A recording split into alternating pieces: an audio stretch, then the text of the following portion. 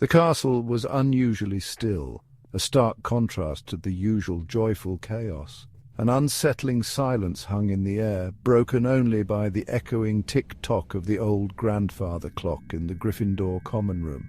Harry, Ron and Hermione sat huddled by the fireplace, a sense of unease settling upon them. "Did you hear that?" Ron whispered, his eyes wide with fear.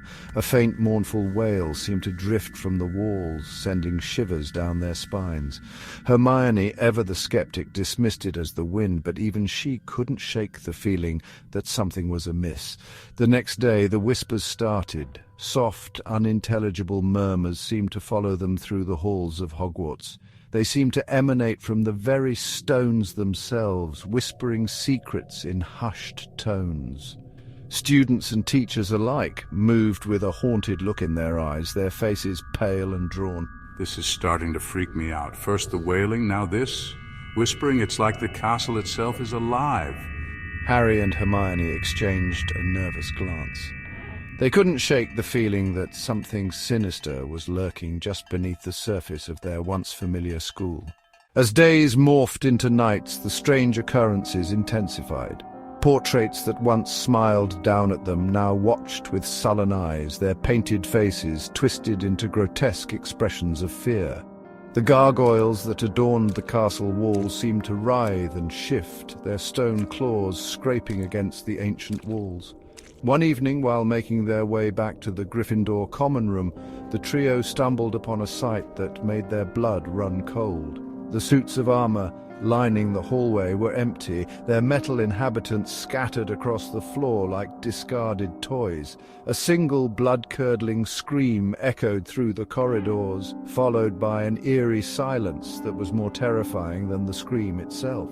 "What was that?" Hermione's breath caught in her throat, her hand flying to her mouth to stifle a gasp. Ron, his face ashen, shook his head, unable to speak. Harry, his scar burning, gripped his wand tightly, his eyes scanning the shadows for any sign of movement. "We need to find Dumbledore. Something is terribly wrong." They turned to retrace their steps, but the corridor seemed to stretch endlessly before them. The familiar portraits replaced with grotesque, contorted faces that watched their every move with malevolent glee. Lost and disoriented, the trio stumbled upon a corridor they had never seen before.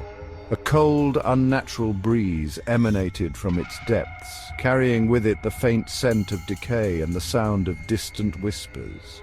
A sense of dread washed over them, warning them to turn back. "This is a bad idea. This is probably the forbidden corridor everyone's always talking about." But Harry's curiosity, always his downfall, had been piqued. He felt an inexplicable pull towards the darkness that lay ahead, a sense that the answers to the mysteries plaguing Hogwarts lay hidden within. Ignoring Ron's protests, Harry cautiously stepped into the corridor, Hermione close behind.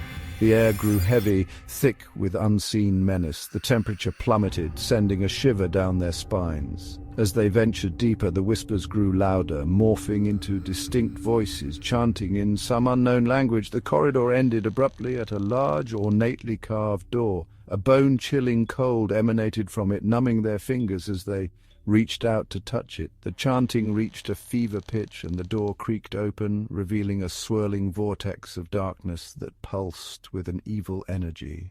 As the trio cautiously stepped into the room beyond the door, the chanting abruptly ceased. They found themselves in a dimly lit chamber, the air thick with the scent of decay and the lingering presence of magic, both foul and ancient. "Who are you?" The figure solidified, revealing the translucent form of a young woman with long flowing hair and sad, haunted eyes. She was dressed in Hogwarts robes, her spectral form shimmering faintly in the dim light. "I am Helena Ravenclaw, and this is where my life was taken, brutally cut short by a betrayal most foul." Tears streamed down her face, leaving icy trails on her ethereal cheeks. My own beloved sister, driven by envy and greed, stole from me a priceless artifact, a diadem imbued with magic, and hid it within these very walls. It is her malevolent spirit that now haunts this castle, her rage and bitterness fueling the darkness that threatens to consume us all. Helena's words hung heavy in the air, the weight of her tragic tale settling upon their hearts. The trio exchanged a look of grim determination. They had a mystery to solve, a malevolent entity to confront, and a school to save. We have to find this diadem. It's the key to stopping this darkness. Helena nodded sadly, pointing towards a hidden passage behind the tapestry. The diadem, it lies hidden within the room of requirement. But be warned, the path is fraught with peril, guarded by my sister's fury. Steeling their nerves, the trio ventured into the darkness. The passage was fraught with danger. They dodged crumbling walls, navigated treacherous floors, and fought off ghastly apparitions, their magic pushed to its very limits. But through it all, they held on to the hope of restoring peace to their beloved school. Finally, exhausted but undeterred, they stumbled upon the room of requirement. It was in disarray, filled with forgotten objects and shrouded in an oppressive silence.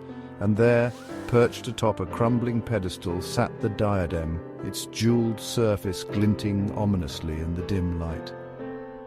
As they approached, the room began to tremble, the shadows swirling around them with a life of their own. Helena's sister, her form twisted and contorted by centuries of rage, materialized before them, her eyes burning with hatred. A fierce battle ensued, spells flying across the room, their light illuminating the darkness.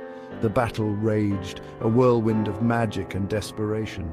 Just when their strength began to fail, Harry, remembering a piece of ancient magic Hermione had once mentioned, raised his wand and uttered a single word.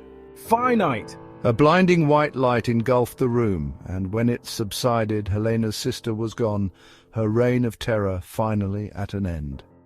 With the diadem destroyed and Helena's sister vanquished, peace returned to Hogwarts. The whispers ceased, the portraits resumed their cheerful chatter, and the gargoyles stood silent once more.